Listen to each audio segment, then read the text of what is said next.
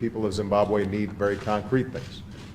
Schools that are reopened, a healthcare delivery system that can deal with issues like cholera or HIV/AIDS, an agricultural system that is able to feed its people.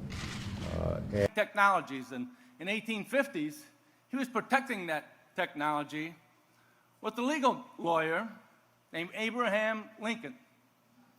Subsequent to that, of course, Mr. Lincoln took a different path. But we've been making products for a long time, in addition to those that we talked about for the reaper and other agricultural equipment.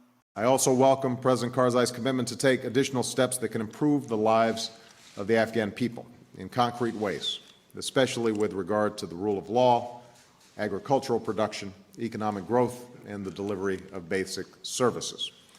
For our farmers and ranchers, it will increase exports of American agricultural products. That a lot of times pay large farms for crops that they don't grow. We make modest adjustments to federal retirement programs. For our farmers and ranchers here in the United States, it will increase exports of agricultural products. And by the way, Iowa, you should be interested that obviously a big chunk of those exports are also agricultural, which is doing wonders for this state's economy.